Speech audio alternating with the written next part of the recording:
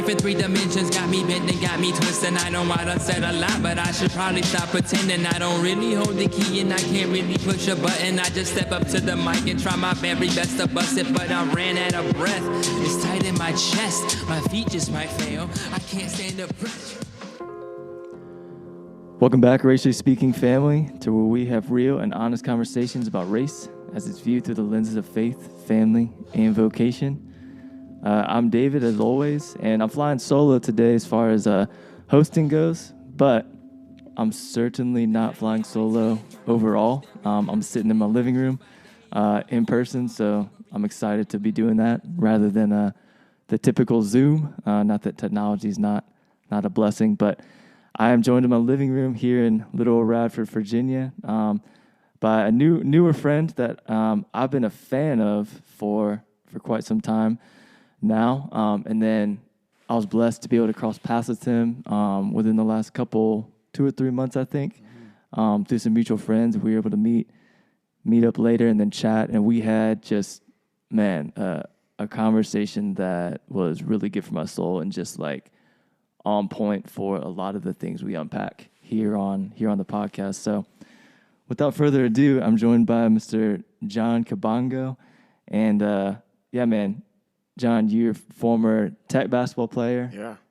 And more, I don't know if more importantly, but right now, I think more importantly, man, you are a fire dope rapper, musical artist. So yes, thanks for coming all the way to Radford, man. Thank you. I appreciate that. I'm honored to be here. I love conversation. I love the conversations we've had. So yeah, I think good things are going to come from this for sure. Yeah, man, I'm excited. And I mean, we were talking before. I just hit record, and all I need to hear is you say, "Let's just go everywhere with it." So I'm pumped because I think that's what we did when we met up for lunch that day. And that was, so good. So.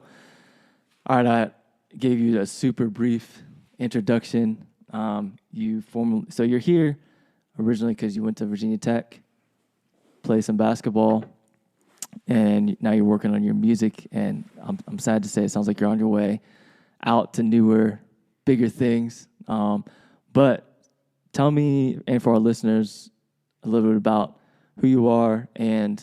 Other than school, like what brought you here? Because you're originally not even from the U.S. Mm-hmm.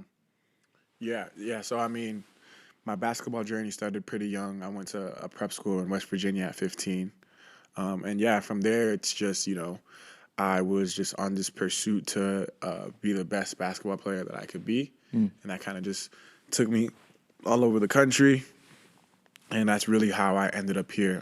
That was my primary reason, right? I mean, at the end of the day,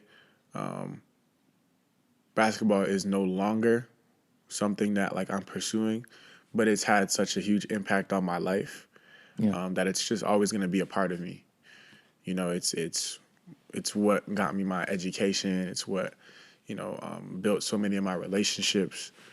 So, I think that's the short summary of, how I ended up here.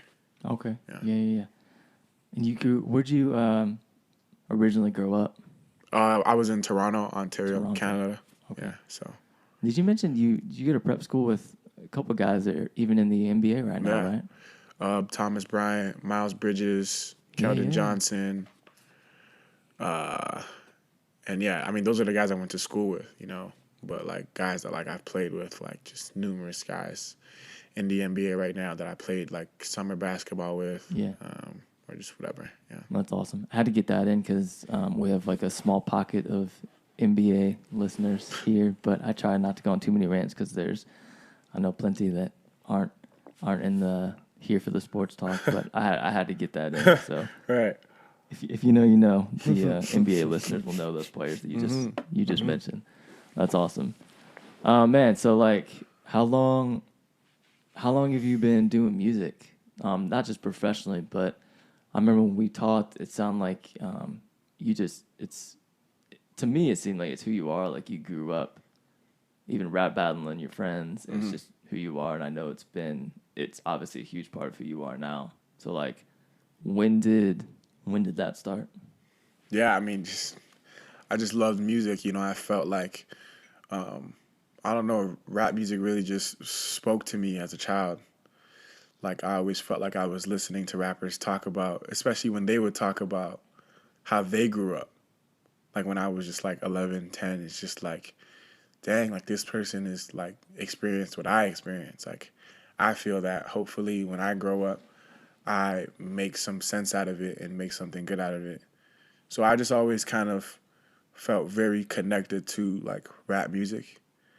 It really taught me a lot about the world, taught me a lot about just like what I was experiencing, and just it was good music to me.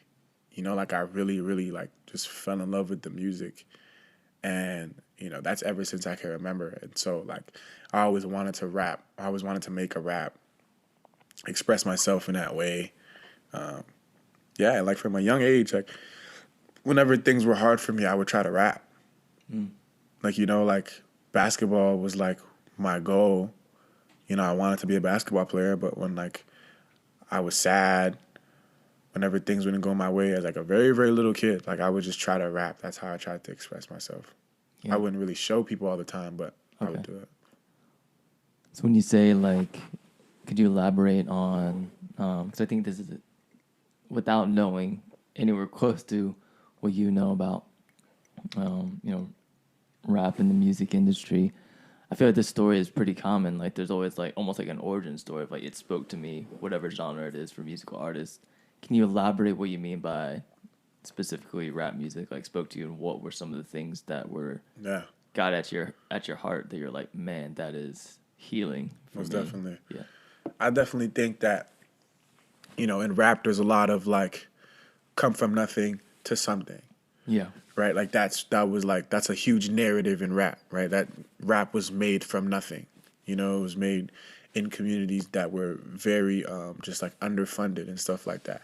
And me, myself, growing up in an environment where I was aware, at a young age, I knew like, okay, like I live in like public housing. Like I understood that, I got to a certain point, like, a certain age where I was like, okay, like, there are certain things that I do not have access to that people normally have access to.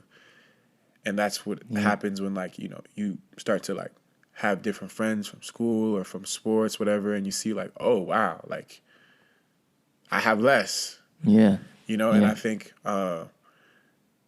that frustrated me as a kid because it was just, like, there are definitely things that, honestly, I didn't even know were just, like, quote-unquote normal, in terms of just, like, access. And, like, I personally think that when I heard different rappers talk about that, it gave me some sort of hope because it was just like, I wasn't just looking at a superstar that is known by the world, but I was looking at a superstar that came from nothing. Yeah. And that's why good. I think it really resonated with me because it was just like, okay, like you don't have to be stuck here all the time. And like I really believe that, like as a kid, it's just like I don't have to be here my whole life. Like this is not how the rest of my life has to be. Yeah. Man, that's so good. So like got a bunch of questions trying to figure out which way to go first. But you said you went to a prep school for a while. Mm-hmm. So like did you ever go to like public school and then make the switch like when it was for basketball reasons or when did you make that switch? Yeah. I mean, public school was just all throughout elementary, middle school. Once I hit high school, it was just private school. Okay. Yeah, it's just like scholarships to go play at private schools and stuff like that. So, I mean, definitely got a public school experience. Yeah. But like those, I don't know, I won't say high school is more important than other years. I won't say that because, middle school and elementary, those are extremely important years in your life too, in your development. But yeah, I mean, high school was, it was a private prep school experience. So what, I don't know what the prep school experience is like, but I was wondering, so I grew up going to private school too, so I was wondering, excuse me, What was it like going from where you grew up, like public housing, and then private school? I'm assuming it was predominantly a white school, Right. and you're largely there to play basketball. So, like, what was it like navigating? I don't know, that dynamic. Was it eye-opening, jarring? Like, did you enjoy it overall? I think I had that experience before prep school Okay. because of the way like Toronto's set up. Like there could be like a lot of people in like, you know, lower classes going to school with people in higher classes in public schools because they would be in the same district. Okay. Like they would be in that same area. So it's just like, you know, even in like elementary and middle school, like, you know, there was just like this divide within the school. Interesting. Okay. You know, it was just like, you know, we hang out with each other and they hang out with each other. But I feel like me personally, like I was a very like fluid person. You know, like I was always the type of person that hung out with all types of groups. Yeah. So, yeah, like from a young age, I was always exposed to just like the different side of things. You know, like the different side of like Toronto, or like, you know, I was like just like different like home and like economic situations. You know. Okay. So. So, Jay, like, even though it sounds like you were aware from a young age of not having, I can't remember the word you said, accommodations or access to things that other kids and families had. It sounds like you were also, you said, fluid in navigating different socioeconomical classes based on who you hung out with too. So, okay, man, it's really interesting. So it wasn't quite so jarring going into a private school setting as it maybe could have been. Okay. I mean, Yeah. you definitely understand like there's a difference in background. Right. But I think I'm a very social person. You know, like I can be very like isolating at times, but when I want to be social, I feel like I'm very good at it. Yeah. So it was always easy for me to just like, you know, meet people, you know, and just be like confident in my own skin and just move in these different spaces. Yeah. Yeah. And I think sports helped with that. Okay. You know, always like playing sports. It's something that people are drawn to. So it's just like whether they want to play with you or watch you play, whatever the case may be. Like I think sports definitely like helped unify me with like other people from different backgrounds. You know? Okay. Yeah. Yeah. Yeah. So back to the music. So I love the language you said of like you noticed the lyrics and then the stories of artists you were following, and it kind of just clicked. Hope stood out for me of like, okay, this doesn't have to be where I stay. This doesn't have to be, I don't know, the end of my story. Like almost like you can change your narrative for whether it's your family or just yourself, your community. When did you realize like that you literally could do that, or like maybe you were gifted, whether it's basketball, especially with music? Because I think that music can have that effect for anybody. Like it can have that effect for me, like just a casual, fan, somebody listening. But like I could never have that. I never would have had that realization. That's not where any of my giftings are by any means. So like, when did you realize, or like feel like you wanted to be that, like literally, not just be inspired by it? Honestly, and you're talking about artistry, right? You're talking about like when I realized I wanted to like make. Yeah, like when did you start being like, I'm alright at this. Like I can make these things up. I think, okay, it's tricky because I never envisioned rapping being like what took the lead. I think what started off just like, my journey with music was like my journey with basketball. Okay. And, with both cultures being so interconnected, I always thought I was going to be a basketball player that was good at rapping.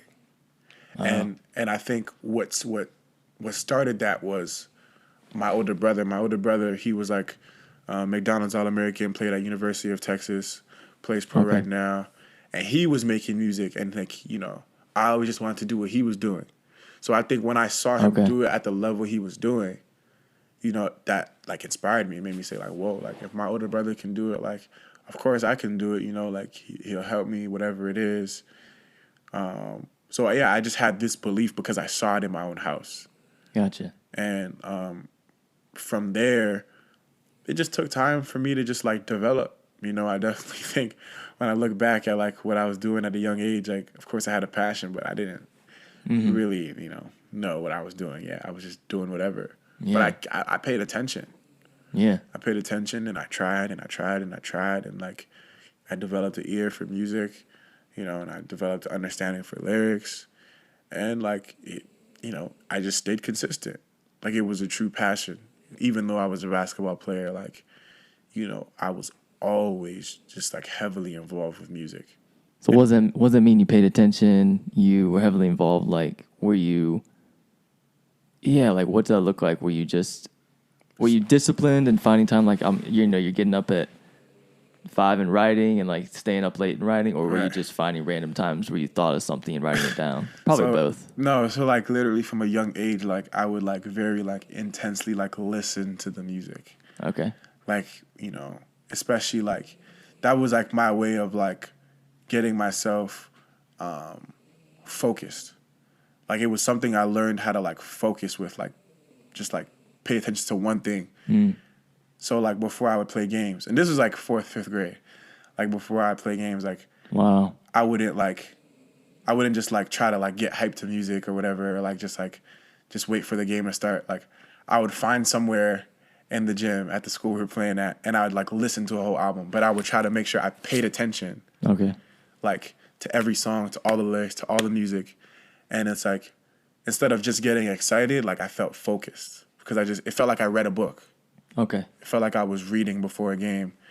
And like, yeah, like that was something like, even looking back, I'm like, wow, like how did I understand that? Yeah. You know, like I knew that like it was a way of just like kind of being mindful, and that just helped me get on the court and be mindful as well. So almost like you're like meditating yes. and studying, and that's what got you hyped. That's exactly what it was. Wow.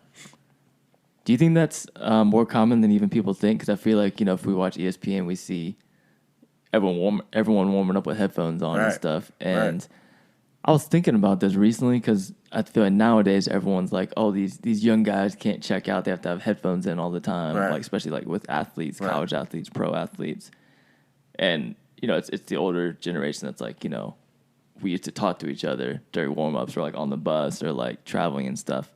Which I get, like I do think, and you said like you're a very social person, so like I get that argument of like, yeah, man, I wish we didn't lose the ability to have conversations so much. But the flip side is like, you guys, you know, we just got done watching the Final Four, like people are everywhere, like media, fans, like I can't imagine like walking around and just being swarmed with people, because it's not like everyone that plays sports like are, you know, extroverted and loves that. Like many of you know, athletes, you know, you love playing, but can be reserved. And I feel like people don't understand, myself included, how important it is to be able to check out as well. Like I feel like you'd almost have to have headphones on nowadays, but I can't handle all you know, all the noise. I was watching the championship game with my buddy, and I was just like, man, I can't even imagine having I feel like we don't even appreciate the level of athleticism and mentality that these guys and girls have out there. Like, you imagine, I can't imagine shooting a basketball in front of that many people, much less like playing on the best day, like playing well and being expected to play well. So like, anyway, that's like, I don't know. I feel like eye-opening. That's something I wouldn't have thought of, because like it's easy to see everyone walking in with headphones on and being, you know, they're just getting pumped up. But how often it's actually therapy for them, or like studying, and especially if they're, you know, doing what you're doing. Mm-hmm. Most definitely. Yeah, man. That's really cool. I want to get into a little bit of your music. Okay. We're gonna. Let's ebb and flow out of that, man, because there's a lot of good stuff. Let's go. We'll save what you're getting ready to put out later this week. Okay. Or next week, I mean, right? Mm-hmm. And Forgive me if I don't. I wrote some of the titles down, the songs, but I forget which albums are which. No, But, that's okay. I'll remember. Yeah. Home Affairs. I love that song. Yeah. One of my favorites. Yeah, Home Affairs. So I feel like that was like indicative of some of the things we're talking about. Right. So I listened to that song, and for people that aren't familiar with the New River Valley, Blacksburg, Radford area, and Virginia Tech and stuff, check out Home Affairs first in that song, and you started talking about your experience, and then you anyone that knows the campus at all, you named a bunch of the buildings, so like I could even place myself. I was like, oh, I know where that is. I know what he's talking about, and so it's cool to like envision that.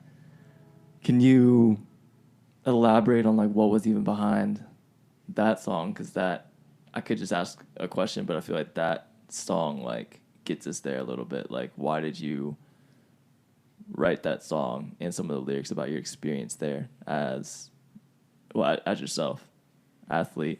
Yeah.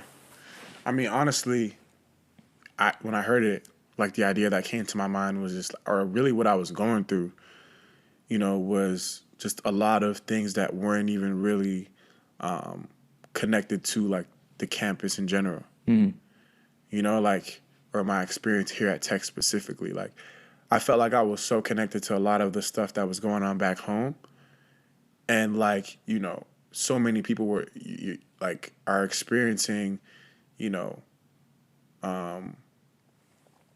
a version of me that I don't think they could fully understand, because it's like in Blacksburg, right? Okay. In Blacksburg, because it's just like you see me here and you think you know what I'm going through, but you don't.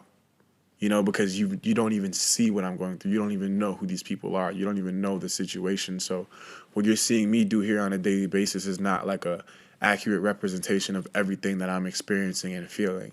So I could be in a great situation here, but there's a horrible situation elsewhere that you're unaware of, and it does impact me. And I think the reason why like that song is so special to me is because, it's just like there's just a lot of irony in it. It's just like I feel like I did a good job like illustrating that irony that I feel sometimes, where it's just like, yeah, I could be going through hardship here, and yeah, I can be like in this place and so far removed from home, but like, it doesn't even feel like I left home sometimes, and then sometimes when you add on the experiences that aren't as positive that I have here, it's just like, well, like, it's kind of like a double whammy. It's like, dang, like I'm already trying to like escape something, but then I'm kind of dealing with more problems when I come here. And Okay. to add to that, I don't want to talk too much, but to add to that, No. that's something that the guest feature helps with a lot. That's actually a professor, Freddie. He is a civil engineering professor. Okay. And I think his verse means so much because, he's speaking from the perspective of a much older, person of because I speak a lot about just like, racism in this area, Okay. and how like race definitely impacts my experience here. And, he's kind of like this older figure that's like speaking at it from like a bird's eye view. I'm speaking about it from my perspective, and he kind of just like takes that helicopter up and like kind of looks down in a way, and just says some very important things, some very insightful things in a very witty way, and just like helps me feel seen and it kind of makes it seem as if like, he's like this this guiding force while I'm navigating this space. So you said he's a professor that came on there? Yeah. Wow, that's awesome. Yeah. That's and dope. he killed it. Yeah. Yeah. So. Wow, that's really cool. And hearing your relationship and what that meant to you, with him being on that song with you, with the older generation looking at that, man, that's rich. So I don't want you to. I want you to be able to be as open as you can. I'm not asking you to throw anybody or any like Tech or anything under the bus. I didn't want to elaborate even before you said it, because so like that song and many of your songs deal with your experience, and whether it's from home and or here in the New River Valley. So like I wanted to ask about that. I think you mentioned people not, I guess maybe you feeling at the time of writing it, people thinking they know you and your situation. I'm gonna assume some things. I want to and so correct me if I'm wrong. So do you mean like Jon Kabongo, big time D1 athlete, Right. plays in big school, musical artist like from I don't know how to say it. I won't say normal people, but people who aren't that. Right. Like you're like it's a small area, so you're semi famous. Like you're tasting some amount of fame. Like you're probably recognized pretty easily around the area. So like, is that kind of what you're touching on? Like maybe of like, okay, this isn't all it is. It looks like on the surface. I might be on TV playing basketball. I might have albums coming out and stuff. But can you elaborate like on what you mean by people don't know what I'm going through at home, and then also you said like here too, because like you said some of your experience is racism. Because I would say like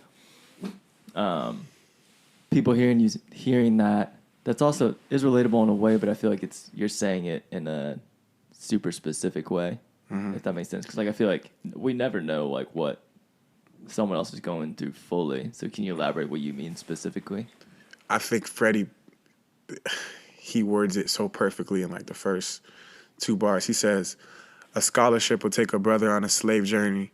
We gain an opportunity. We seek an opportunity, but gaining worry." And I think like I think that explains it. Like that's the irony that like I was trying to, that I was trying to show like from my perspective, and he kind of like summarized it in those 2 lines. And like it's a real thing. Like you come here and you realize like, okay, like this system of like college athletics isn't right. You know what I'm saying? Like there's a lot of money coming in and out of this place because of the work that athletes are doing. Yeah. Specifically football and basketball, which are predominantly black sports. Predominantly black sports. Right. And it's like you open your eyes and you realize, oh, okay, this is about money.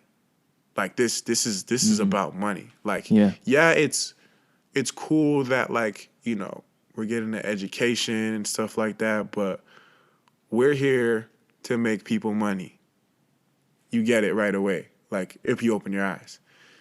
And, it's like people tell you that aren't in the industry, of course. Wow. Free education. Wow. Like a college experience. Like that's so amazing. And it is. Yeah. But then once you step here and you realize what's going on in the business you're in, you're like, oh, shoot. I mean, I have an education if I have a bad season. Like, I mean, I have an education if I get hurt. Thankfully, that's not the situation that I was put in. Like, thank God, But I was lucky. I didn't. You meaning like if you get hurt, your education's gone? Right. Yeah. Like I was lucky to have, a situation where the injury didn't cause me to lose my opportunity to learn. Yeah. And even like it doesn't even have to be injuries. It could just be, you worrying that the education you may want may take away from the sport. Mm-hmm. And then you just don't have that education anymore. You may want a certain major and you got to say, dang, I can't pick that major. Because if I really, really focus on that major and I perform poorly on the court, there is no engineering. Yeah. It's gone, So, like, that is that, like, irony that he's speaking about. It's like, yeah, you have all this opportunity, but it comes with so much worry because of the situation that you're put in. Yeah. Man, that's so helpful. I would assume that 99% of people would not get there. No. Like, exactly what you're saying. Like, What do y'all have to worry about? You guys, you're on TV, you're big athletes, everyone recognizes you, you're essentially being paid to come in and be a famous athlete. So, I mean, what you touched on it, but what do you say to the sentiment that people have of like, just be grateful for your scholarship? Yeah, I mean, it's not what they think. It's really that simple. Once you step into the actual world, you realize that like it's not guaranteed. Your scholarship is 1 year. There's no 4-year scholarships really. It's not really how it works. Really? You re-sign your scholarship every July. Really? People, Okay. I think I'm allowed to say this is probably public information, but it's like, yeah, like if you don't have a good season, you're not going to be at the school anymore. Like it's not guaranteed. Like, you are signing a new contract this is a job. It's a full-time job that you have to perform at a high level at 18 years old. Like there's no second chance really, if, things don't really work out, and that's why a lot of people end up transferring and going to different schools, not because they want to leave all the time. Right. They didn't perform. So there's like for sure a misunderstanding of like this whole, I know this is mostly an NBA thing, but it's trickling down to college, but like a player empowerment thing of players just want to be their own brand now and hop around and do whatever they want. But it seems like there's for sure a lack of understanding of the money element and who at the top is benefiting. Because I think there's some overlap, but there's also a huge difference. And I know things are changing with the NIL rights that college players can have now. But I've had conversations about this with some friends over the years about like just, I think people need to understand just the different levels of money. Because like, sure, like NBA players have nothing to complain about as far as like if they make enough money, almost like entirely, except the fact that people don't need to remember that rich, really, I think all white in the NBA case owners, I might be missing one, I don't think I am, are the billionaires that are paying them and they're making money off of athletes. So like if you put it in that context, like sure, NBA players like make millions and millions and millions, highest paid, athletes in the world, some of the highest paid people in the world. But we need to be aware of where that money is going and how it's like, funneling. So don't label the LeBrons and these athletes coming out of high school as rich and greedy when whether or not is not the main point if you understand the big perspective, right? That was really eye-opening to me, understanding on the college level before name, image, and likeness came about in the last few years for college athletes could make money off your name. But just understanding, so like you were on scholarship. I didn't even know that part, but like year to year, it sounds like that's how it works, or is it was way more common.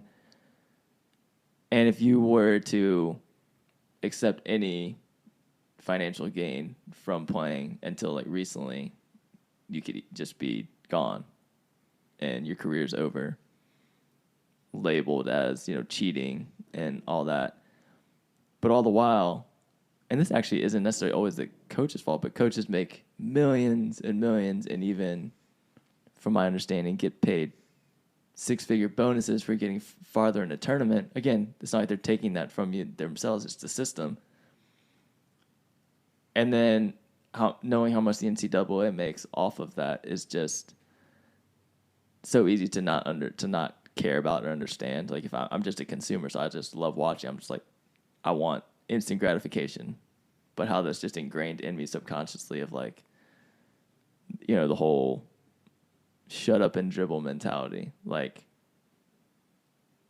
I easily like condemn that sentiment, but as we're talking, I can see how like that's been ingrained in me as like just a consumer of watching sports. Most definitely. And I think it's just like, people try to people just try to label it as like amateurism, but it's just like, okay, Right.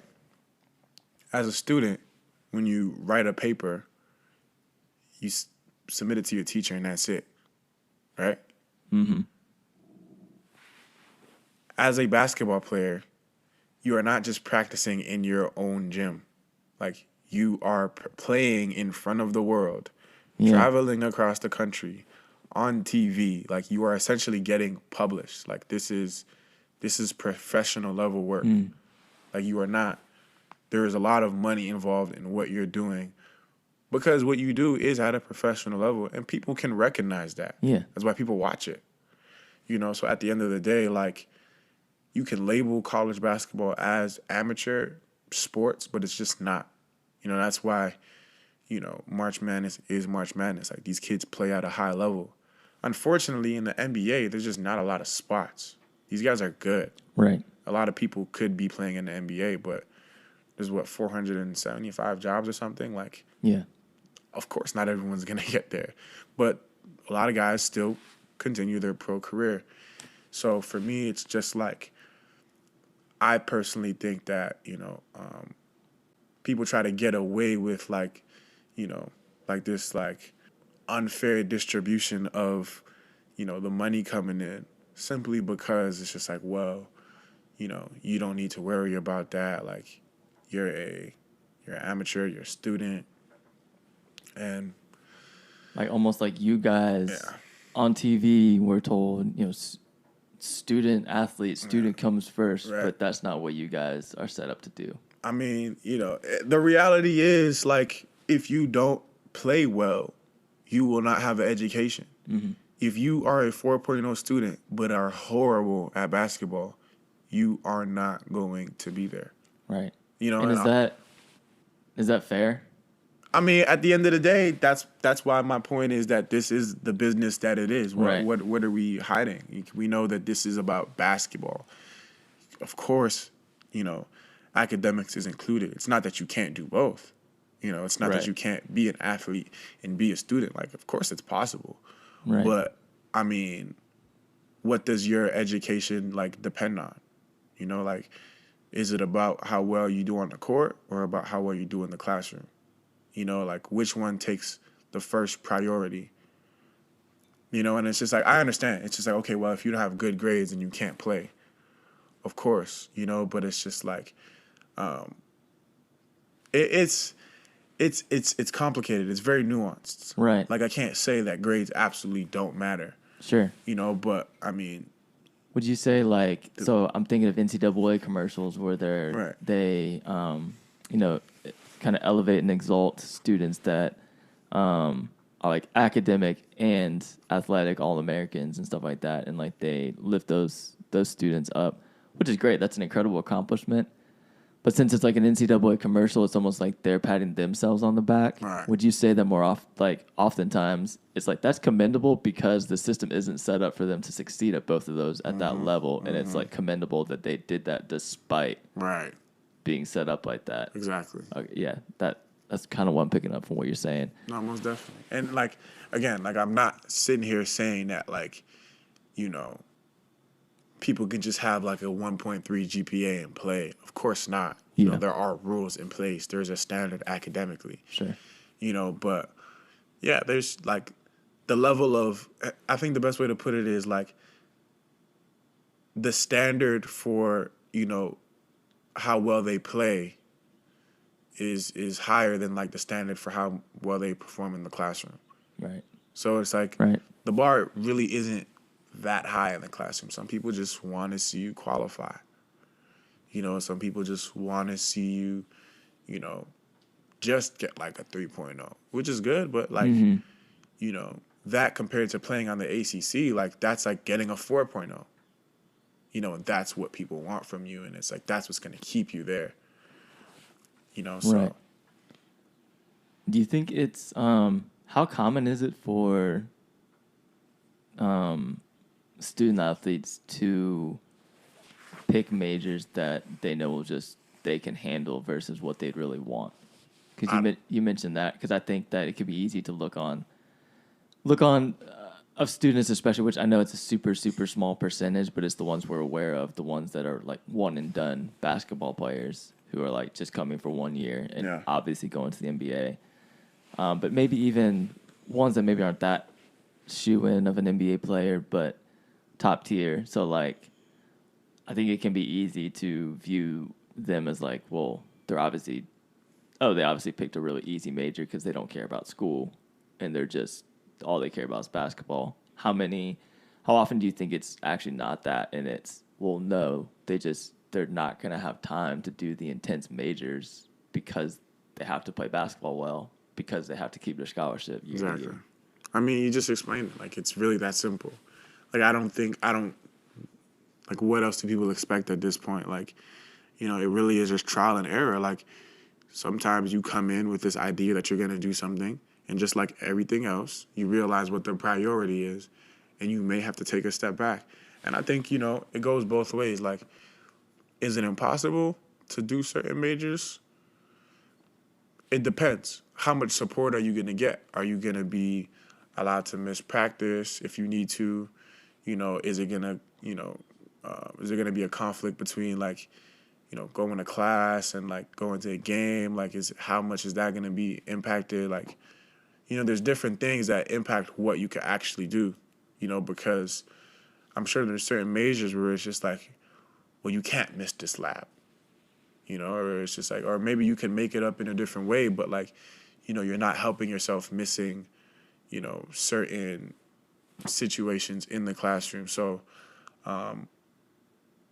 there's definitely things that are just more suitable for an athlete, you know, because of your traveling schedule, your practice schedule, and all that type of stuff. And I think that's why certain majors are chosen.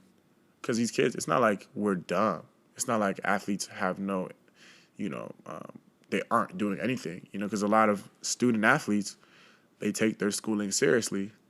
They're just doing something that they know they can match up with the primary reason they're there in the first place. Right. You know? Man, this is good. I got a bunch more. Let's take a quick break. Okay, cool.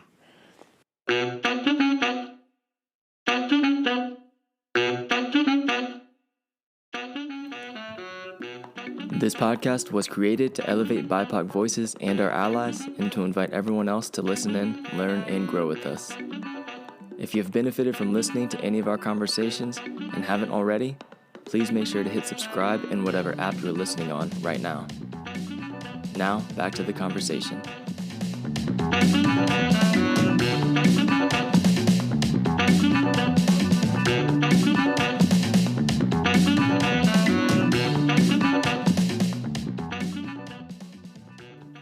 All right, you touched on this a little bit. The major stuff is fascinating to me. You know, I teach over here at Radford, actually, and I have athletes in my classes every now and then. And you were talking about, like, accommodations and stuff. I just thought of this while we were taking a break, but do you think, I'm putting you on the spot, but, like, percentage-wise or ballpark, like, do you think athletes, if given the chance to get a scholarship for, like, academics or something and not play their sport, do you think a lot more would? Because we're talking about the balance of not being set up to excel academically because of their sports scholarships. So I don't know. That just came up. Like, would you have considered, if someone came to you like, hey, you get a full ride, basketball or academics, like, would you have been tempted to, you know, piece out from basketball? I think it depends. To prioritize? It depends. Like, again, I think a lot of people don't even understand the athletic world. Mm-hmm. If you play at a Power 5 school, the chances that you make it to the NBA are pretty high. Okay, yeah. Like, it's pretty high. You're right there. You know, it's just like, if your dream job is to work at Google and you have an internship at Google, yeah, it's a pretty good chance that you're going to get the Google job. You know, right, that's good. Like, that's a good comparison. I think the Power 5 is like an internship for the NBA. You know, like, everybody in the NBA is watching Power 5 basketball. Right.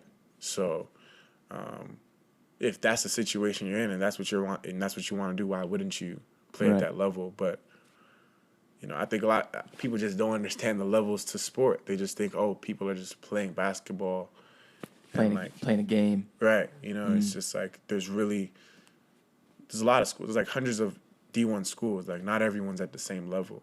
Yeah. Yes. And not to say there's not any good players at like lower schools. Sure. I'm just saying it's just like the level of attention, like the platform is bigger. Yeah. Like most of the players in the NBA got there through a much more difficult road. Right. Whether it was more years in college, going overseas, G League, like everyone isn't LeBron James. Right. Coming out of exactly. or high school or one and done or people like that. Yeah, man. Yep. All right, that's super, super helpful. All right, speaking of not understanding overall broad perspective and narrative, we touched on this a little bit. Like I said, we're gonna like ebb and flow through all of this. I'm gonna bring in your music a little bit too with Home Affairs. We talked about that, and then even some of your other songs. I think this would be helpful for even a lot of our listeners who are even from our area. Just your experience with race and even racism, being here for a short time, 4 or 5 years. Can you go into just what your experience has been being in this area for the last 4 years and how you've navigated your racial ethnic identity in a predominantly southern white area? Yeah. So my thing is, I like to start it off like this. If you lived in a predominantly white area your whole life, and your experience with black people is just very minimal, and, media, which is another discussion, is your only, access to black culture. Yeah. There's a disconnect. You don't understand. Like, especially if you're not trying to dig deep enough to, like, understand the culture. If, like, it's just, like, something that, like, passes you by on TV or whatever, just, like, just passes you by when you go to the grocery store and you see the one black person. Like, if that's all you have your whole life, you are disconnected, and the perception that our culture has created of black people will unfortunately make you racist. And, like, my thing is, this is that environment. Like, this, this is not a city. It's not as diverse as some cities. This is a predominantly white area with people that don't really leave this area that much, where a lot of black people don't really come. So when black people do come, there's a shift, like, in, like, the way they feel, the way they act, because it's different, and you may be trying to figure it out. And if your background is what you've seen on TV, what you've heard, you know what I'm saying? It's just like you don't understand the nuance of blackness. So it's like if somebody is, extremely cultured, it could make you uncomfortable because you don't understand. But say the person is, not, and, like, because there are differences between white and black culture. If somebody is just like a black person that's fully immersed in white culture, that could make a white person here feel more comfortable because that's familiar. Right. And that's kind of what I try to talk about. It's like somebody that's been immersed in black culture, like, I embrace my blackness. I've been around white culture a lot my whole life, so I understand how to navigate it. But, like, I have the African family, and I grew up around, like, African Canadians, who are just first generations of, like, different cultures, and, like, a lot of African Americans just, like, living here, playing. So it's just like, I feel like I embrace my culture. I know my culture. So being around people that aren't around that, Yeah. You know, and that aren't familiar with that, I understand, like, dang, like, okay, you are going to assume this about me. And, like, it is what it is. And, like, you know, like, you may feel this way about me. And, like, well, that's how it's set up because, you know, you just don't know. Yeah. So those are so good and helpful to delve into. So I would say that you, just because of who you are and your passions, like you probably, I would assume, have to navigate a lot of stereotypes, like to even more an extreme degree.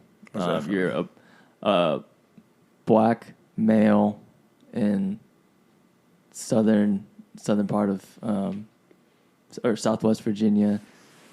You're a basketball player and you rap. So like those are like cliches that I'm sure you got. Like, you just, is it hard to like even say to people who are getting to know you that you do those two things? So it's like, well, it's gonna be really easy for people to be like, oh, of course, No, and right. It's definitely funny. Like, I've thought about it over and over. It's just like I'm just like so stereotypical. Yeah. You know, but at the same time, I'm not. Because guess what? I didn't end up playing basketball for the rest of my college career. Ugh. My dog, sorry, it's ferocious. It's okay. Hey, stop. I didn't end up playing basketball for the rest of my college career. That was taken away. And I finished my education, which is something they probably wouldn't have thought that I would have done. Right. I don't rap about what people rap about. Like, my content is very different than, you know, mainstream rap. So it's like, it's frustrating to me because I know they're just going to take the first few things and then run with it instead of like realizing like, oh, dang, like, well, you still valued your education and you still, to some degree, you know, like, see, I don't want to do this. I don't want to disassociate myself from a culture that I'm a part of. Right. Are you like... But I don't rap from the same perspective as majority of the culture. It's even frustrating to hear, for me, not being black, hearing how you have to navigate those things. Like that's even rooted in racism. That you even have to figure out how to navigate that perfectly. Because like I'd say there is validity to both. Like, it doesn't matter if you're stereotypical or not.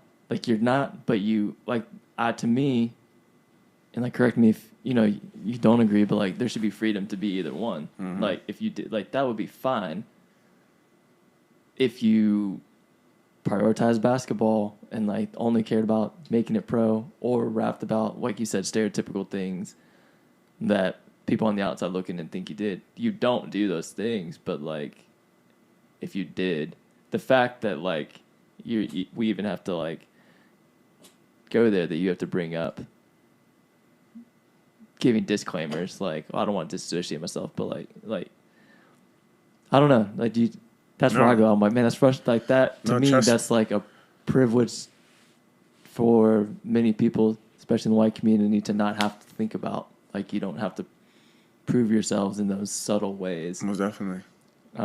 Which we'll get into, like, what it looks like to, in a little bit, to also hold ourselves accountable. Like, you're very, which I think is super interesting, very passionate about, like, being multicultural and aware of different cultures as well, but like how this navigates, I don't know, power and racism. But anyway, yeah, man, all that makes sense. So like, you talked about coming into a predominantly white area and this feeling of, like, I feel like you talked a lot about the feeling, so like, of not messing up, but changing the status quo, or like there's going to be a shift, like when black people come in around people who are only connected through media or entertainment and stuff. Can you like elaborate on that and maybe share something specific too about your experience here? Because I think both are valid. Like, because I feel like you also feel like it's often for people of color have to like give disclaimers again or like explain themselves. Like when you say something broad, excuse me, of like at the beginning you said this is like this sentiment is rooted in racism. Like I think the natural response for a lot of people would be like, well, can you give me an example? Right. So like, or are you just making this up? Like, Right. You know what I mean? Right. I mean, it's just misunderstanding. Period. Yeah. Like, you know, something passionate. Somebody passionate can be somebody from a white perspective. They could turn into somebody that's viewed as threatening or aggressive.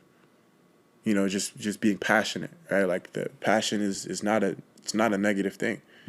You know, but there is something about black passion that causes fear in people that don't really understand, right? It's like if you're passionate about racism, if somebody was to sit in a room full of white people, a black person, and was to say how they really feel about how racism impacts them, and they were to really express themselves and show that human side of them that is hurt, that is broken down by that, and that just wants to see a change urgently, they would feel threatened. Like they would be afraid. Like they'd be like, oh, like this person is very aggressive and threatened. They're very upset and angry. Like we're unpredictable. We don't know what they're gonna do. And that's them just expressing their human emotions. You know, and it's just like that's why certain people have that response to rap music, because they don't understand. It's like, oh, why are they so angry? What? Why are they? It makes them uncomfortable because they don't even understand what these people are going through, right? So giving them that room to express that and trying to hear them out without thinking that like they're a threat to them, it's difficult, you know, because it's not to say that like, you know, a black person could never be violent, or a black person is always a victim, or a black person is always innocent. Right. But it's not just black people.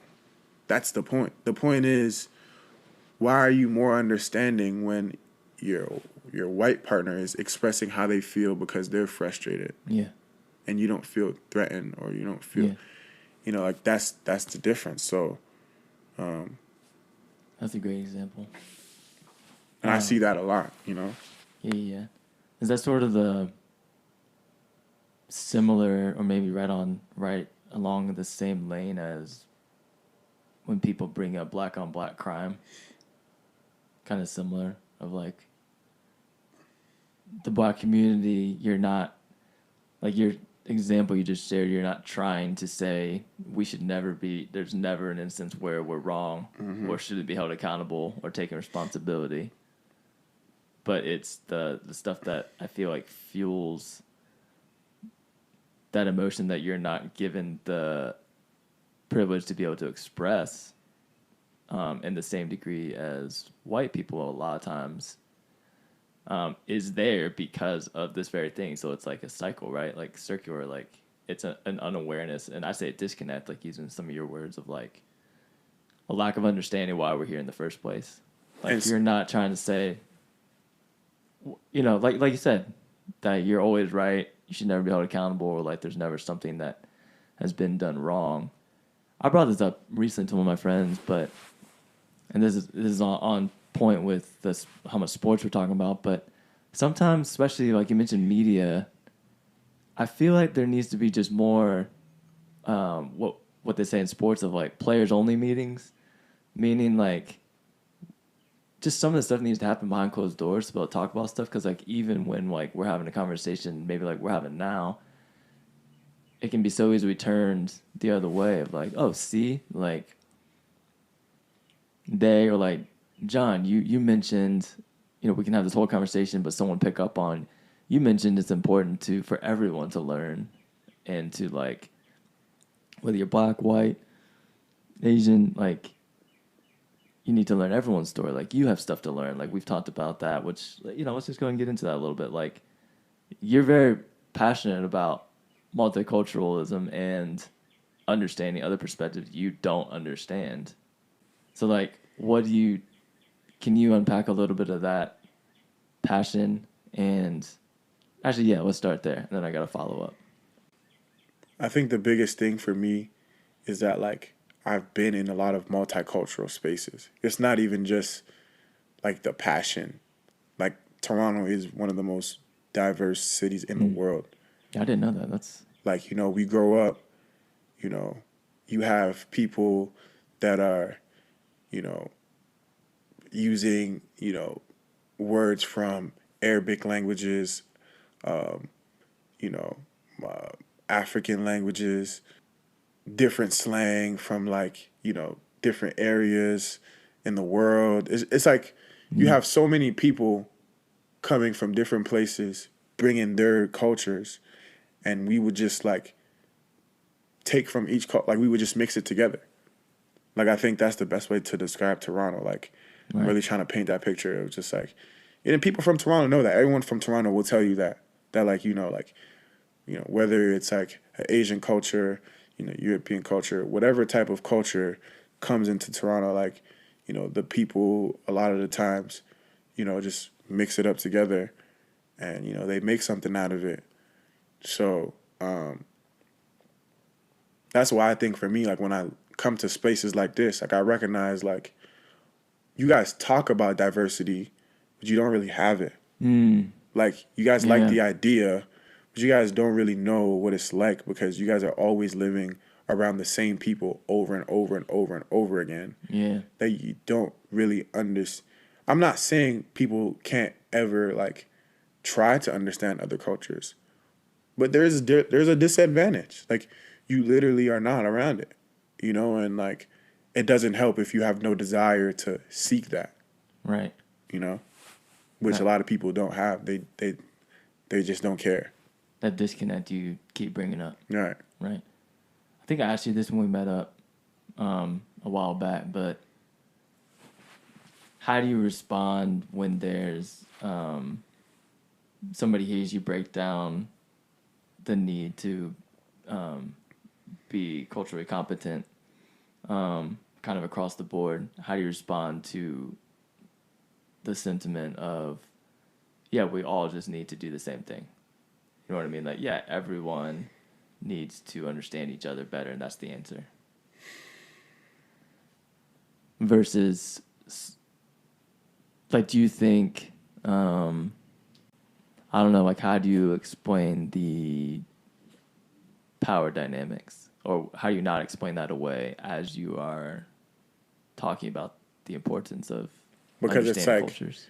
There's a lot of cultures that certain people don't have to engage with to improve their life. As a black person, if I wanted to improve my life, I have to engage with white culture. Like, if I go to school, it's white culture. Like, that's what it is. It's European culture. This is European education. This is a white American education, white North American education. My parents are Congolese. This is not their culture. Yeah. This is not their language. This is not their history. And I have to learn yours instead of mine.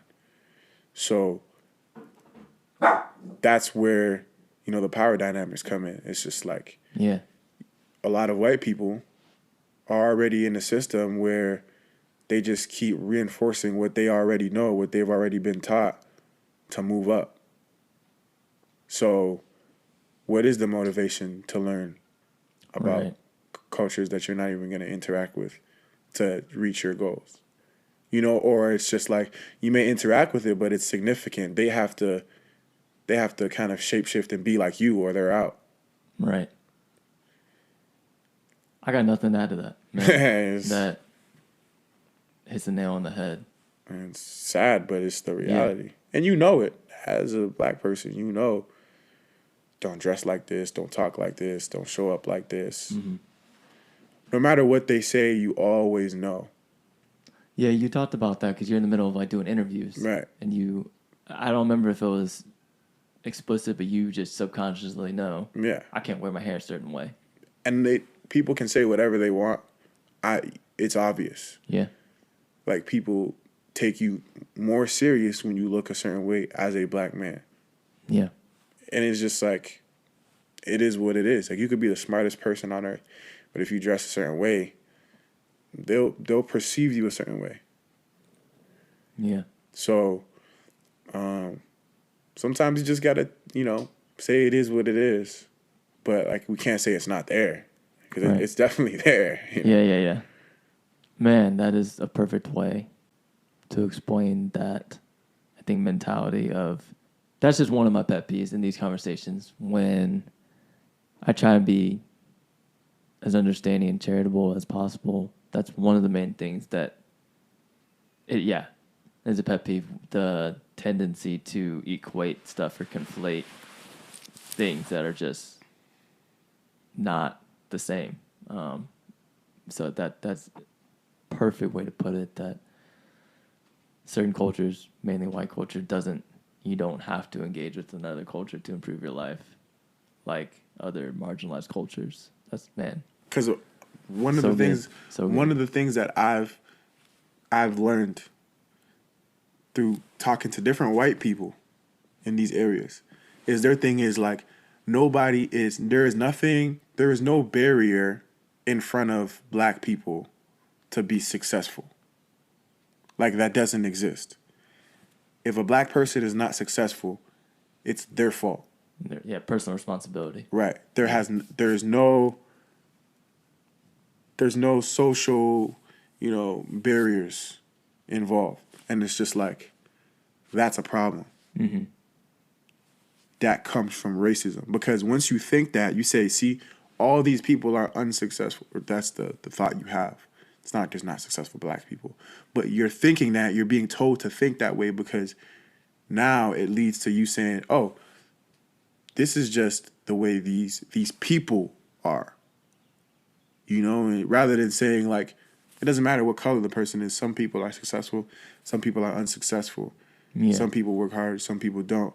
But there are definitely things involved in our like that are like present in our society that hurt black people.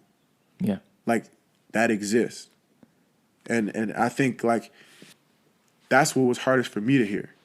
Yeah. It's like, you don't even understand that, like, no, this there is a history, of course, but that history is not just like gone. It's not just history. Right. It informs the present. It impacts the present too. Yeah. It's like, what happened in the past still has an effect today. And for people to not see that is challenging, because I'm like, oh man, like, that's racism. Like, that's racism, because now you're viewing a group of people as inferior. Like, that's what you're doing. Yeah. Because you're saying it's just like, you're grouping them. Yeah. I think these things also, because we're talking about being put on the spot to give examples sometimes, which is problematic, but also I think these things are just present and come up, like you keep mentioning paying attention. I think people need to study and do the hard work themselves, but man, it's so often the answer is just pay attention a little more and you would see it, and don't ignore what is right in front of you. And we've mentioned media, so I mean, think about even, we don't have to go into this deeply right now, but something like what happened at the Oscars. Will Smith slapping Chris Rock. There's so many takes on like what happened and stuff, but a specific take, there's several, but a specific take that is not uncommon when something like that happens on such a big stage. That was like the biggest stage for something like that to happen. A common narrative is from white people saying, oh, see, like, that's what the black community does, or like, that's why they can't be trusted to do X, Y, and Z. Right.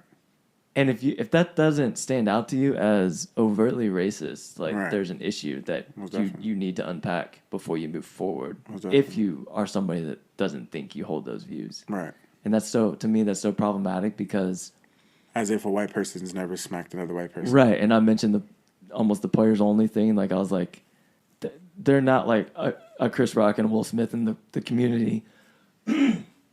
isn't even given the, like, it's not like people aren't in the black community aren't trying to hold Will Smith accountable for something he did wrong. You know what I mean?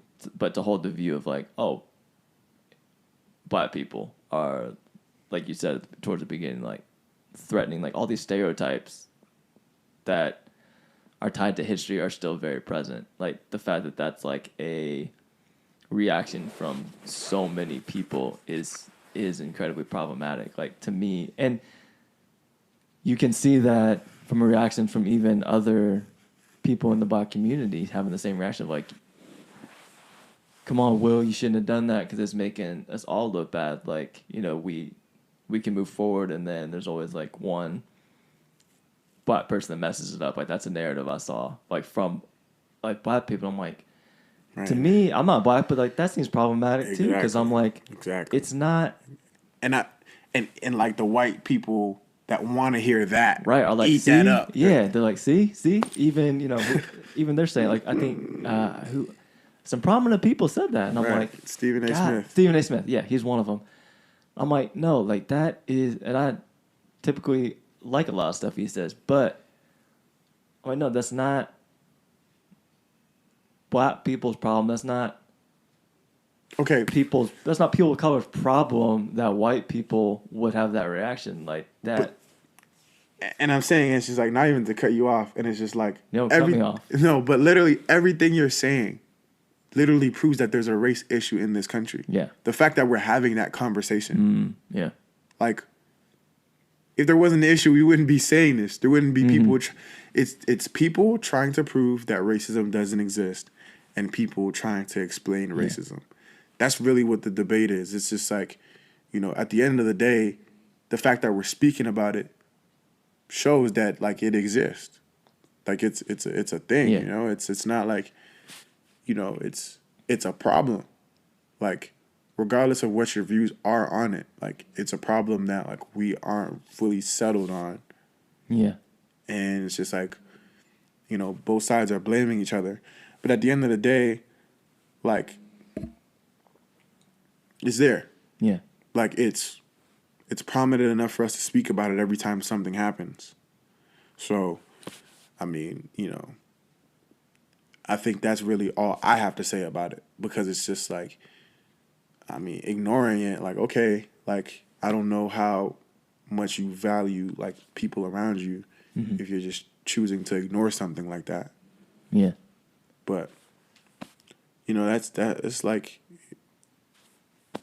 it's as simple as that, man. Like, there is a solution that we need to find, you know, or there are certain things that, you know, deserve to be held accountable that do occur.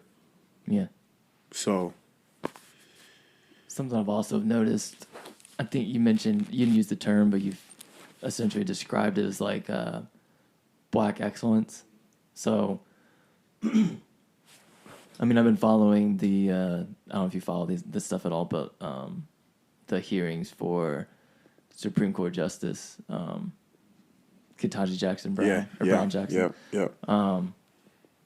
And I think about her, and then even like the biggest example, like, you know, former President Obama, not to be political, but so like those are big examples. So like Obama is like the go-to example for people, you know, to say something like, oh, racism is over because we have a black president. But that said, with the ignorance of not understanding, you know, that he got elected because of unprecedented turnout from the black community and huge pushback from white people. Like, he got there in spite of. And talking about excellence, if you put his credentials up to all, you know, even just modern day presidents, like, he blows them out of the water.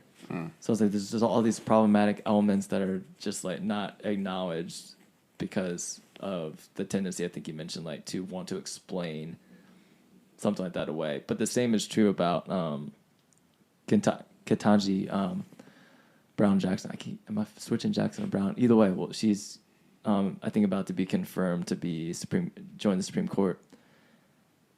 And her credentials are higher than anyone else that's already on there, but is met with, and I know there's nuance, and don't claim to be a government expert or anything, but there is something that needs to be just acknowledged, that it's problematic that it takes that much of excellence, and for someone from a marginalized community to excel, to even get this kind of attention while still get just incredible pushback and resistance.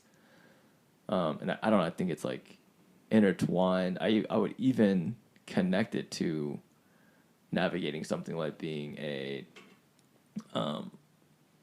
big time athlete or something like yourself. I don't know. Does that? Yeah, I mean, I think a lot of people will try to say like, oh, well, you know, that's just what happens. She wasn't questioned like that because of race. Right. Okay, Yeah. fine. You can believe that. At the end of the day, as a black person, you are aware of the differences in treatment. Mm. So I would say go back and watch previous questioning and stuff, what I've done, and you're going to believe what you want to believe. No matter what. But if you go back, do some due diligence, listen to some of previous, how across party lines there's questioning, and that's all I'll say for now. And I think at the end of the day, people will always try to find reasons to justify the mistreatment or like the distrust of black people in positions of power. Mm-hmm. But it's a thing. And I think as a black person, like the point I have to come to is like, okay, just don't be delusional. Because like just don't be delusional. Because if I don't understand the world that I live in, I'm gonna be confused to a level that I don't need to be confused at. Mm. Like I have to know that, you know what? If I really, really come into this white space and reveal all my blackness, it's gonna be a little awkward. It's just the truth. Mm. Like it's the reality. Like that's exactly what's gonna happen.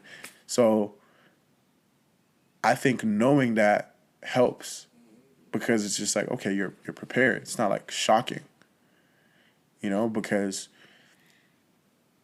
yeah, man, it's something I've learned being in this environment for a long time. Yeah. And like it's something that like moving forward, like I just think I need to continue to like educate myself on, because, you know, it's not just like white people that need to be educated on black. Like it's also black people. Like we have to educate ourselves. Like we have to understand the situation, you know. And it's just like you as an Asian person, like you have to understand your relationship to whiteness and your relationship to American society. It's like everyone has Indians. Like everyone has specific like, you know, Muslim people. All people, I could just keep naming people, but like you get what I'm trying to get at. Yeah. Like everyone has a certain relationship to each other. Like even within like, you know, continents themselves, like Africans have certain prejudices about other Africans. Yeah. You know, and it's like the problem isn't just in one place, but that doesn't mean you don't address it. Yeah. I think that's what happens. It's just like, of course, there's these problems of like prejudice in other areas. Yes. But this is still a problem too. So I should have the right to bring it up without it being treated as a myth. Yeah. You know, you don't bring up other things to make this look like it's non-existent or to make this look like it's not relevant. So, I mean, like, I'm just at a point right now where, like, those people are only hurting themselves, because as a person that's racist, I would assume, like, you legitimately just have inaccurate information. Mm-hmm. Like, that's really what it is. You're living a lie. So if you're choosing to live a lie, all right, like, good luck.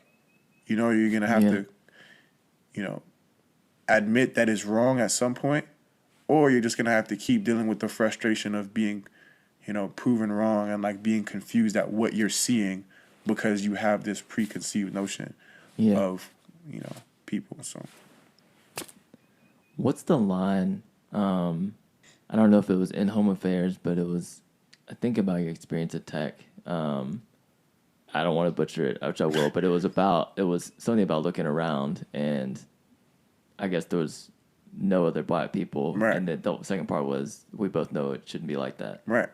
Do you remember what was the? I'm putting you on the spot, but anyway, that really stuck out to me. I know I can't remember it all, but yeah, I'll say this. Yeah, I mean, you're talking about the second verse where I say. Sorry, I don't have any beats to have behind you as you do it. No, it's okay. It's just like, and I said, I'm in Shanks Hall. Yeah. Like, why am I the only black man in this place? To be honest, man, that shouldn't be the case. Yes. And I say that because it's like, shouldn't. Like, I'm not that special. Like, I've been offered like a great opportunity. That gave me the chance to like have this education and stuff like that. But it's not like I'm like one of the few smart black people. Yeah. It's not true. It's just I'm one of them in this position. And more should be having this opportunity, or more should be, able to pursue this if this is what they want. Not everyone's gonna want to be in a certain place, but it's like if this is what they want. Yeah. So again, like, this is tough because it could always be seen as complaining. And like my pushback to that is always like, all right, like whether this is complaining or whether it's not complaining, we as a society have created this view of black people that is detrimental to them. Yeah. Period. We've done that to other cultures as well.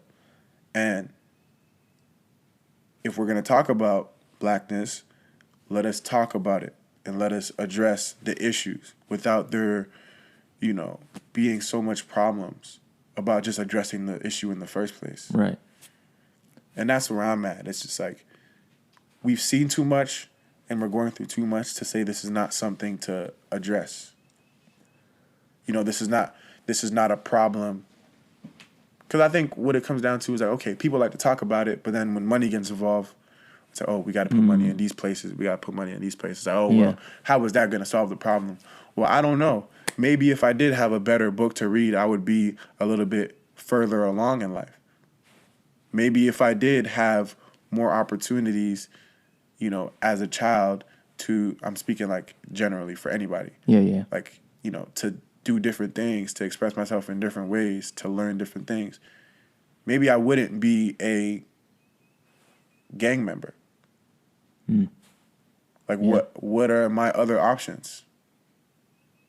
And that's why for me, it's just like, I don't understand how seeing people in a situation where they don't have that many options makes you think, well, we don't need to help that.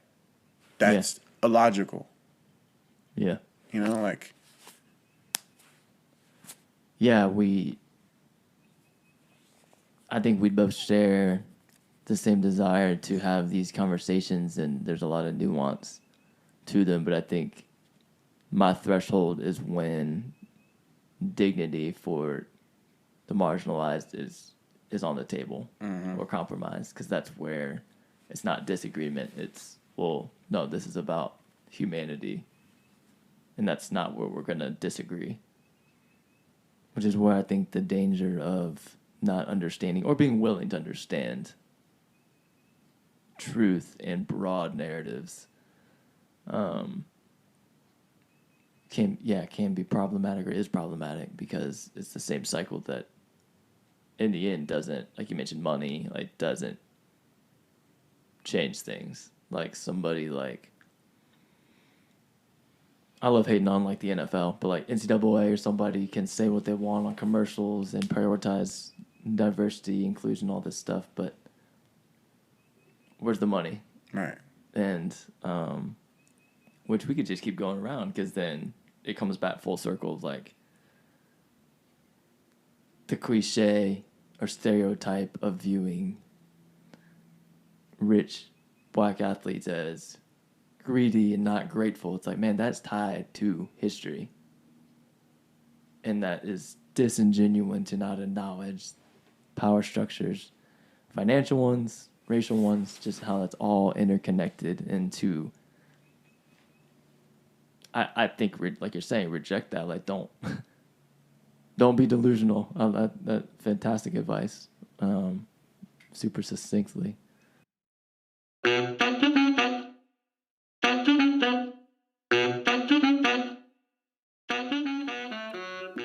If you like what you hear on this podcast, please make sure to follow us on social media. You can follow the hashtag RaciallySpeakingPod, as well as the accounts DMFipsy and Walker.JohnMark on Instagram and Twitter for more helpful content. Now, back to the conversation.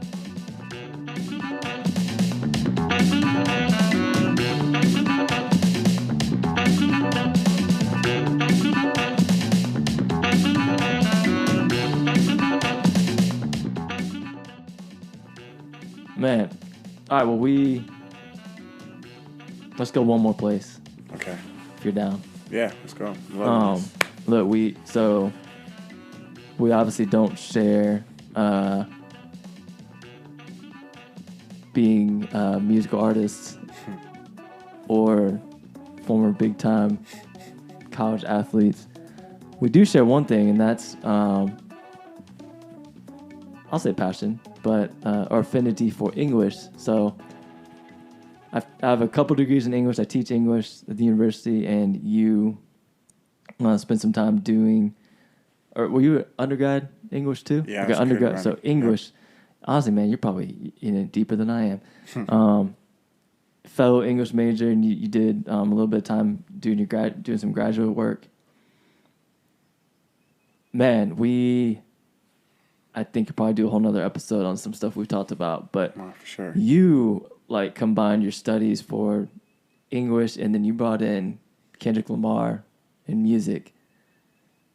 Can you unpack some of that? Some of the stuff you were telling me about that was fascinating to me. So, what before you paused on what you were studying, like, can you explain where you were going with some of that, or maybe you're still going, just not in the classroom right now, like with Kendrick and your English major.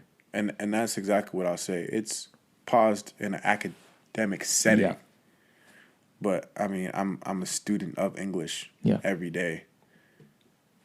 I didn't really necessarily have a passion for English until I came across Kendrick Lamar's music. Wow. Because what happens is you get to school and they want to teach you about, how rich language is. They want to teach you about literary devices. They want to teach you about how art impacts society and, just like people's personal lives and stuff like that. And I didn't really feel that until I came across Kendrick. Wow. Like, I saw it in school and, like, I understood it, but, like, Kendrick made me interested in it. Like, the literary devices that I saw in his music, the way I saw him use characters, the way I saw him, control narrative, the way I saw how it impacted society. Like, all of these different things that I witnessed made me interested in that field because I was like, oh, yeah, I recognize all that. And I'm interested in how it plays out in this setting. And for me, like, what were some of the things that stuck out with him specifically versus other artists? It was his ability to do that at a high level. Okay. In rap, in a place where people don't even look for that. People are just assuming it's just, people just brainlessly entertaining you. Okay. No strategy, no thought, deep thought at least. No real end goal. Just entertainment just for the sake of entertainment is what I think a lot of people look at rap as. Yeah. But it was so much more than that. It changed the way I viewed my life. It changed the way I viewed the world. It changed how I viewed my relationship with God. Right? Like, if I see someone like Kendrick Lamar open up his album with a prayer performed by his group of friends committing their life to Jesus, I have questions. Like, why would you do that? Like, that's not what rappers do. You know, like, that's not how any other album has started.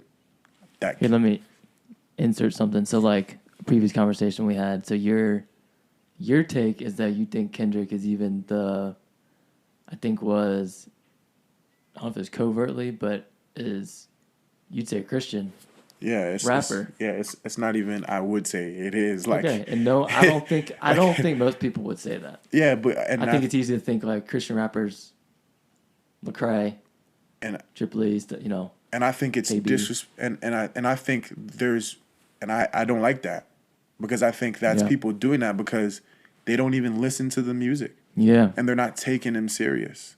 They're just seeing him as another entertainer. Mm-hmm. Like, that is not Kendrick at all. Like, that is not him. Mm-hmm. And I think people are realizing more and more with, like, him winning the Pulitzer Prize and stuff. But it's just like, he makes popular music to play the trick on you. You know what I'm saying? Like, he is not what you expect. Like, it may sound like it to you, and like, the joke's really on you if you think that is really who he is. Like, he's very satirical. All right, you gotta elaborate some for those of us that don't even know what you're saying. So, what do you mean the joke is on? Okay, is on us. Like, how does he go deeper with this, especially unpacking faith? Okay. Because I love Kendrick Lamar. I would never have picked up on like what you're saying. Right. I love him because of how deep he goes, and I think he is different than everyone else. But I wouldn't have picked up on a ride where you're at of like he's right. I think he's a Christian. Right. Okay. So rapping about his faith, like I wouldn't have picked up on that as much as like, man, he's just like really good at going deep and is an artist. And people would assume that you're just like reaching for something that's not there. Yeah. But again, like, if people just do the research, they'll see. I'll explain it quick, just from my perspective. Yeah. Like a quick example, is like when I saw how people treated the song "Swimming Pools," right? Like, that's a song that like a lot of people party to and they drank to because of the hook. It's pour up, drank, headshot, drank, sit down. Like, that's a song that sounds like he's encouraging alcoholism. The whole song is against alcoholism. It's about him growing up in an environment where he's witnessed people drink alcohol. I done grew up around some people living their life in bottles.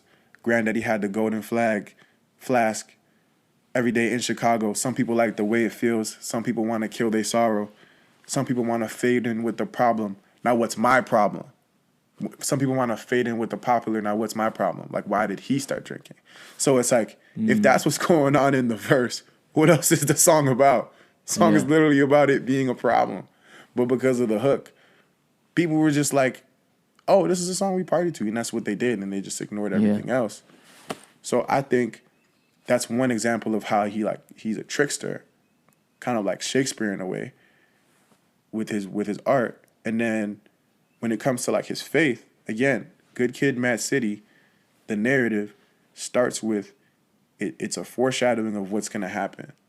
Like, the album starts with a prayer, Lord, and it's his friend saying, "Lord God, I come to you a sinner. I humbly repent for my sins. I believe that Jesus is Lord." Okay, if that starts your album, there is some element of Christianity in your album, right? Yeah. And when you listen to the narrative of the album, what he's doing is rapping from the perspective that people are entertained by to keep people, but it ends with them reciting that prayer at the end. So that same prayer comes back at the end when they come to the end of themselves, and the woman that they come across asks them to devote their life to Jesus. And then his tone changes from that point on in the album. So now it's no longer just other perspectives or his younger perspectives, but now it's him as an adult, as a saved person saying, like, that stuff is wrong. Like, we can't do that. You know, it's destructive. this is the path. So obviously when I picked that up at like what, 13, 14, Yeah. I was like, dang, yeah, it is wrong. Like, yeah, I shouldn't be like so entertained by that. But I understand that he's an artist that's doing more than just trying to make it look appealing. Like the hook is really so that he can get his whole message across. Yeah. And it's literally it's literally like a film. Yeah. Because he changes his voice. He raps from different perspectives. There's different characters. There's a narrative. And like again, like that changed my view on like music. It changed the way I listen to music. So, I mean, I think people would appreciate him for being deep and stuff like that and talking about, blackness and stuff like that. But it's like, nah. So much more. In every single album, there's more and more spiritual, Christian topics. It's just like, I don't know what else the man has to, like the second album is literally like there's a character, Lucy, who is Lucifer, trying to seduce him to use his talents for the wrong things. Wow. And he runs away from her. Yeah, yeah. And he finds God and understands himself and, his history better. So it's like, I don't really like I didn't make this up. You know what I'm saying? Like this is not coming. You're not from, reaching. Yeah, like I'm not reaching. Your It's eyes, literally right there, and I think it's sad that like someone could put so much energy into something. Yeah. Do all of that, and again, I don't blame. Again, like I don't blame people for not knowing, especially if they're not like really that into music. Sure. But it's like for the people that are. Yeah. It's just like, or even just the fact that like a person that is doing what he's doing can be perceived as something like that kind of sucks. Mm-hmm. And it's like, you mentioned him being. I don't know. It does suck. Yeah, you mentioned him being a trickster, which is just artistic. Like I think maybe that might frustrate some people, but we're talking about English, you compared him to, Shakespeare. White people love Shakespeare. Oh, yeah. We spend a lot of time, both of us, in the classroom talking about Shakespeare. I know that. Man, that's so good. Yeah, I didn't ask you this while I've been recording as much, but I brought up like the Christian hip hop music scene. Mm-hmm. Sounds like there's some frustration there with like how it's viewed or how the genre overall is viewed. That was specific to Kendrick, but what's your take on like Della Craze and like the 116 Click and stuff versus like, or not versus, but even bringing yourself and like how you would want to be viewed. I think with the mainstream people as well. I think what's tough is that like, okay, Kendrick uses a lot of profanity. Right. I think that's definitely like a challenge because it's like, okay, you definitely want to be mindful. You can talk about whatever, but you want to be mindful of what you're saying. Yeah. And I think it's difficult, to have that conversation about like how damaging what Kendrick is doing only because he literally is playing a character. Right. A lot of the time. But at the same time, it's just like, do I think it's necessary for him to use that much profanity to get his point across? No. Mm-hmm. It's not. And I kind of believe that about, just the art in general. So when I look at like the Christian hip hop scene, like I listen to Christian hip hop. Like I love it, and I don't think it's gonna sound the same. Like not everyone's gonna make the same song, so it's just like art is very flexible, right? You can't just expect everybody to follow the same formula. But there's a standard, right. It's just like what we're doing as a Christian should reflect, God in a way. And it's just like God is descriptive. Like the Bible has everything. Bible has books on sex. You know, it's like Right. like, The Bible isn't a G-rated storybook. right? Like the Bible has everything, you know, and like the Right. Bible isn't always prescriptive. Sometimes it's descriptive. Yeah. So that's where I think, okay, the debate on Kendrick can't always just be about like the language, Yeah. you know, and I would want to talk to him about it, you know, because it's like, again, as an English major, I'm sure you've had a lot of thoughts about like, okay, well, what is profanity? Like, what, Sure. you know, And censorship is such a big thing now. right? Today. Yeah, I mean, I agree. Like, I think there's nuance. Like, two Right. things can be true. Like, Right. Kendrick is obviously smart enough. Like, he knows what he's doing. Right. He knows who his audience is or will be. Mm-hmm. So, like, I think it's like two things can be true. If he like, are certain people not going to listen, or certain messages not going to get across because of the amount of profanity he uses? Sure, he knows that. And maybe like for like you and I, we wouldn't, or like for you Right. as an artist, you don't opt to use profanity like he does. Right. But it doesn't mean there's plenty of other things that we're okay with that Right. we'll delve into because of like, well, let me understand deeper, versus he's another violent black rapper.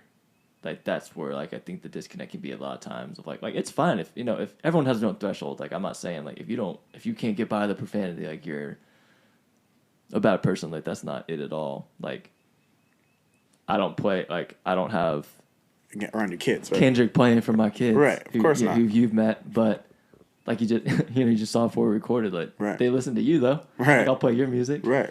and like throw a craze and stuff. Yeah, I think where I'm at with my opinion matters a lot less, but with the Christian hip hop is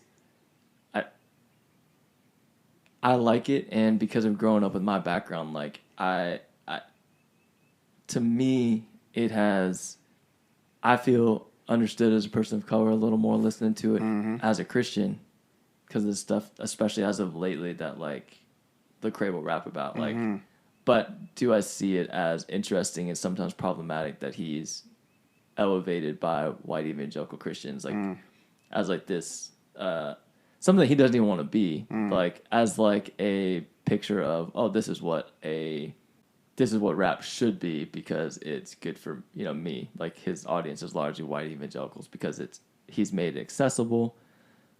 You know what I mean? Like, but it's taken out of context. But that's not like, I think it says something about like a culture like white evangelicalism to see how much pushback he got once, like Lecrae, like once he started talking about black people stuff, like which one of my friends said, who's been on the show before, like just follow like stuff he was like how he's rapping, and then once he got pointed with like systemic racism and stuff like that, like he did like air quotes like black people stuff, like once he started bringing up that stuff, got a lot of pushback from a large audience. So I think that dynamic is problematic. So I'm like, well, do you really like his music, or Most definitely. And so like what's the difference now? Like it's rhetorical because like I know what the difference is, but I think for me it's just like the way I like to. There's two extremes, right? Like there's people that are cussing a whole bunch, and people that are trying too hard to make it sound like they're not cussing. There's so many words in the English language, so many ways to express yourself. You can do it in a raw way without using a profanity. yeah, It is very possible to express everything you feel and everything you see without using a cuss word. There's just too many words, too many ways to say things. So for me, it's just like, okay, I'm not going to judge the fact that you use profanity, even though I personally believe that like those aren't necessarily the most beneficial words to use.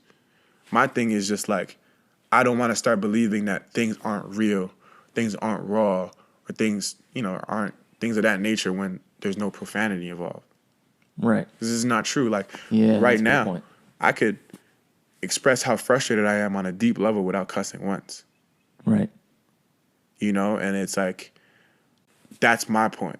My Right. point is like, okay, if I'm trying to do so, because we do like if I'm frustrated and I cuss, I'm doing it because I'm I am frustrated in a negative way. Yeah. And I'm trying to like, I'm not controlling my tongue like that. And that's what I'm like I cuss, you know what I'm saying? But like, Yeah. I try not to because I want to like tell myself like, okay, like, you know, like the best way to express myself is this way. Like, you know, like I don't have to use certain words and I could find, you know, rich ways and like authentic ways of getting my point across. So, you know, I don't want to go the holier than thou route. Right. But like, I also do want to make sure I say like, okay, you know, there are better ways to describe what you're describing. Yeah. Especially to the world. Right. So you never know. Maybe, you know, Kendrick could pull a Kanye one day. Yeah. And hope he doesn't pull all the Kanye. Oh my God. Man. Yeah, see, he's and that's the thing, like Kendrick is a little bit more reserved, right. You know, and strategic. Kanye is just a little too outspoken. You know, like he says everything that comes to his mind. Yeah. So even if the music, you know, is a little cleaner, he will step out and. Right. I mean, I guess that. Yeah. I love Kanye, man. Sometimes he just needs to stop saying everything that comes to his mind, though, because no one should do that. That time has approached for sure. Yeah. Of like, he has some good ideas, but then he just, you know, will say the ones that he should have kept in the draft. Again, two things can be true. Like you can be a genius and also have some bad ideas. Do some really bad things. Yeah. Yep. Possible. Yeah. Oh man, it's been so good, man. I appreciate you coming over and chopping it up about all these things. I think this might be a record of how many topics we covered in an episode. That's and good. That's saying something because we kind of ebb and flow here on this podcast at least. This is good. Oh man, I didn't ask you about your latest stuff. So that was the whole thing. I wanted to get this. We can make that quick. Get this out before next week. So 15th, right? Yeah. April 15th. Mm-hmm. Got your next album coming out. Is this number 4, 3? This is. I know you've done some singles and stuff, and this is like my third like full length project. Okay. Yeah. Tell listeners about that. This is the third of a trilogy, which I hadn't even put together until earlier this week when you were posting about it. But talk a little bit about that, man. What's this one about? The subtitle is Winners Lose, and basically I kind of wanted to just illustrate what we just talked about 2 seconds ago. Like, two things could be true at once. Nice. Like, you know, like you could be a winner and like lose. You know, and like that's kind of I like the way I put this together. I kind of formatted it as like a 3-act play. You know, like there's 3 acts. It's like there's preparation. It's confidence. Preparation is the first one, and then it's loss, and then it's recovery. And it's just like, you know, I think that's kind of like a cycle that kind of everyone goes through in a way. But I want to, you know, make it a little bit more personal about my life. Yeah. But yeah, man, I mean, it's like you could have a winner's mentality and like, you know, winner history and like go through your losses. And, you know, that's an expectation that you should have. You know, you should understand that like all the success you had is going to lead to a loss at some point. You know, it's not the end. Mm-hmm. You know, and there's a lot of other things in there. There's a reason why there's 3 acts. And, you know, there's a reason why it's coming out on April 15th, which is Good Friday, which is a 3-day holiday. A lot of stuff there with winning and losing and, you know, with that 3-day holiday being about a winner losing and recovering. Wow. Yeah, I'm going there. So I love it. Yeah, so I put a lot of thought into that, and I'm proud of it, you know, because it means a lot to me. And, like, you know, it's like I made it personal, but I also made it about something way bigger than me. Yeah. And I just kind of wanted to connect the two in, like, the most, I don't know, creative way I could. So excited to share it, put it out, And yeah, I hope people just take the time with it, you know? Yeah. So since it's a trilogy, can you talk about the previous two a little bit? Oh, yeah. So, like, the first one is How Much Time You Got, you know? And that was basically, like, this conversation that I had with me and, like, some of my closest friends. Just about me, myself, you know, the different things I've been through, how I got to that point, where I'm trying to go, how I view the world and stuff like that, while also letting them share, like, how they view me or what they're thinking or, like, their thoughts on some of the topics that, like, I'm speaking about in songs. And, like, you know, like, I'm also just asking, like, how much time do you have to, like, contemplate all those things? Like, because those are very important things. Like, do you have a lot of time to figure that out about yourself in the world? Or, you know, like, do you not? You know, because I think you would probably want to figure that out before you're dead. Yeah. You know? So what's been the time frame for these previous two? The other one was June 11th, my birthday last year. And then the end of last year, or like it came January 9th was the second one. It was an EP. 2021 or 2020? 2022. 2021 was the first one. Okay. And then the second one, which was the EP, that was January 9th. Of this year? Yeah. Right. And basically what that was like a project I made in the last 3 days of the year. You see the consistency of the threes. Yeah. So I was like just planning to do and it's 3 songs. So like basically what I wanted to go for was like, I wanted it to be a short project. I felt like a last second shot. You know, like I made it like literally on the fly, like quick, like mixed it, like recorded, mixed it, mastered it in 3 days, all that type of stuff. And it was just like a fun like exercise for me. But, you know, I really wanted to play on the number 3 for like a bigger vision that I had for Overtime. So, yeah, I mean, now we're in overtime. You know, we finished the game tying 3 and we're in overtime. Okay. You can see that kind of connection to like the basketball and stuff. Yeah. So, yeah, I mean, there's a lot of layers. Like I like to, you know, gosh. I like to have fun with like Yeah. what I do and make it obvious in some way because it's just like it adds meaning for me, but it also just like it makes it fun. Yeah. You know, it's just like, oh, here's another layer. Here's another Easter egg. Wow. So, yeah, Love it, man. it's fun. That's so cool. I was asking about the time frame because, is it fair to say like a lot of the content would even be covering some of even what we've been talking about throughout this episode? Yeah, whether it's explicitly or implicitly, Right. it's all there. You know, like me saying some of the things that I'm saying as a black person just definitely, you know, has connections to racism. Yeah. Whether I'm like Even just the current making it cultural obvious. moment we're in. Right.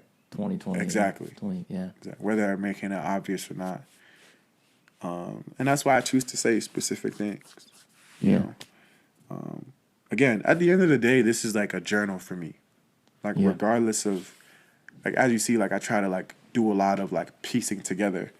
And that's what makes this healing for me because it's like when I'm adding these layers, it's like it's giving me a way to like understand my own suffering, my own situation. Yeah. So that's why it's important. It's bigger than just trying to add another layer and add another layer or, you know, appear deep. Like this is me trying to figure out my life. I love it, man, because it's very clearly about you and your story and your healing and processing, but it's also, I can tell, like, for people who in your situation or who empathize, like, you're doing it for others as well. Like, I think about how we started with talking about just getting into music in general and feeling that healing, liberating feeling when you got into it to begin with. That's still very, like, I can see how that informs your music right now and who you are as a person. Like that. Mm-hmm. That's very inspiring as well. Man, this has been so good, man. Yeah. I appreciate you coming over and doing this with me. April 15th. That's next Friday, right? Yeah. Next Friday. Just Spotify everywhere. You can get music. Out on Spotify.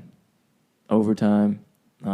Check out Jon Kabongo on Spotify. I'll tag him, but just get on check out his stuff at now. That's already out, and just keep looping that. It's, if you can't tell, listeners, just is rich and so good, and kid friendly. My kids love listening to. They may not understand everything, but they don't got to worry. But no, man, about for real, they think it's cool that they've been able to meet you too, so I can be like, hey, you met him, like yeah. So, man, yeah, it's been an honor to have you over to do this, man.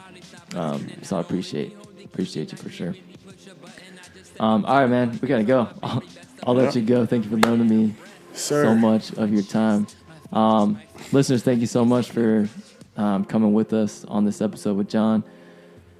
Music you are listening to now is done by our friend Dylan Dent, and our artwork is, of course, done by the great Ashley Bush. All right, see you guys next time.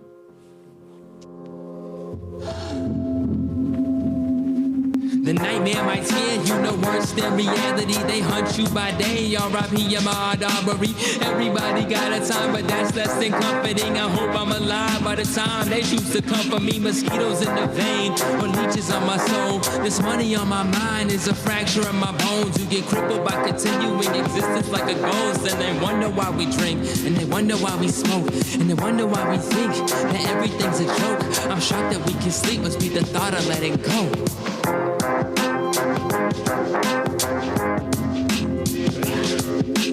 Now I lay me down to sleep, I'm fed up with the valley. Now I lay me down to sleep, I'm fed up with the valley. Now I lay me down to sleep, I'm fed up.